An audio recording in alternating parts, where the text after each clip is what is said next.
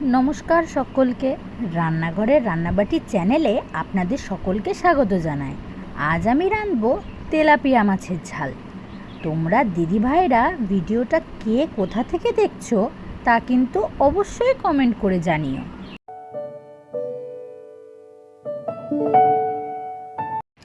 দেখো, প্রথমেই তেলাপিয়া মাছগুলোকে কিন্তু আমি ভালো করে ধুয়ে নিয়েছি। এরপরে আমি তার মধ্যে নুন ও হলুদ মাখিয়ে রেখে দিলাম।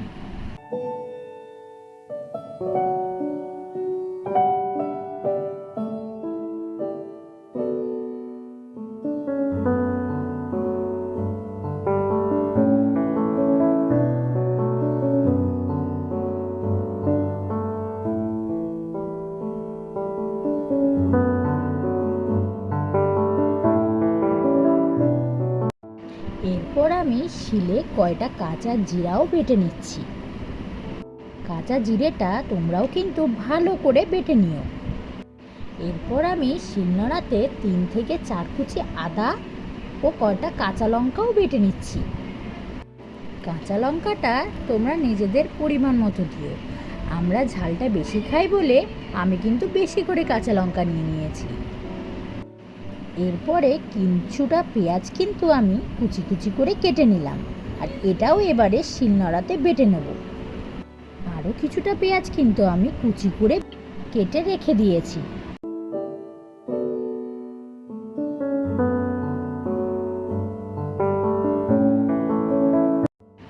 দেখো, আমার কিন্তু সব মশলাই বাটা হয়ে গেছে, আর তার সাথে দুটো ছোট ছোট টমেটোও কিন্তু আমি কেটে নিয়েছি। এরপর কড়াইতে বেশ খানিকটা সর্ষের তেল গরম করে নিলাম। আজ আমি যে রেসিপিটি তোমাদের করে দেখাবো তা কিন্তু তোমরা অবশ্যই ঘরে একবার বানিয়ে দেখো। দেখো, তোমাদের সাথে কথা বলতে বলতে কিন্তু আমার তেল গরম হয়ে এসেছে। তেল থেকে ধোঁয়া ছাড়তে শুরু করলে মাছগুলো কিন্তু একে একে আমি কড়াইতে দিয়ে দেব।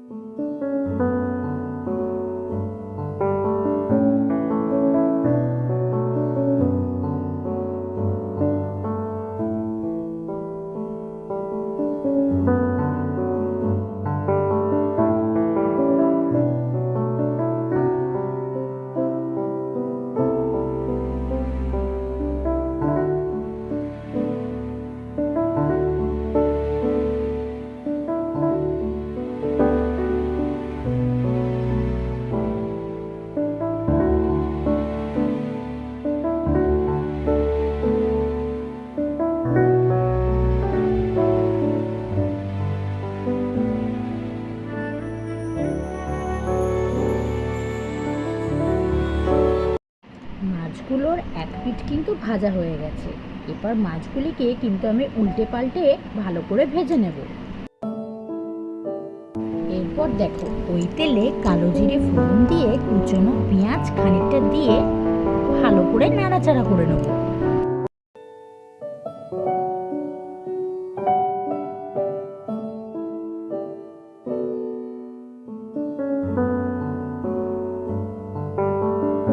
পেঁয়াজটা লাল করে ভাজা হয়ে এলে আমি যে মশলাগুলো শিলে বেটে রেখেছি সেগুলো দিয়ে দিলাম।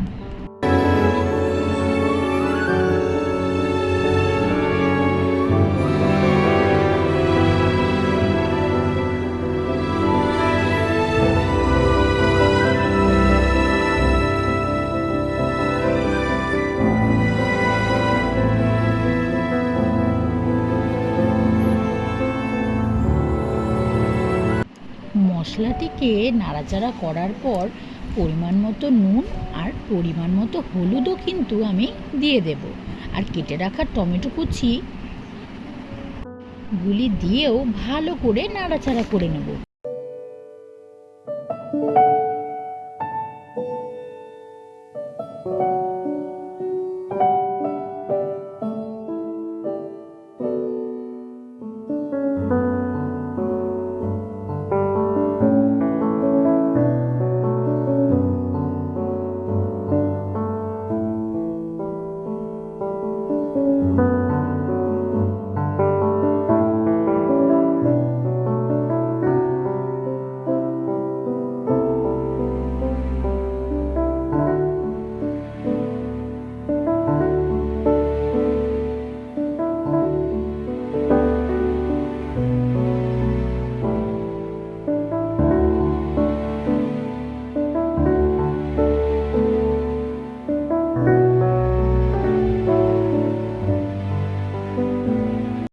মশলাটাকে কিন্তু ভালো করে কষাবো যতক্ষণ না মশলা থেকে তেল ছাড়তে শুরু করে।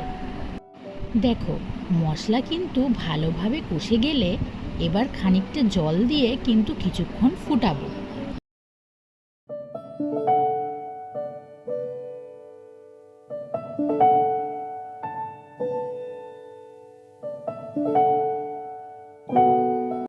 জল দিয়ে ফুটানো হয়ে গেলে ভাজা তেলাপিয়া মাছগুলো ঝোলে ছেড়ে দেব।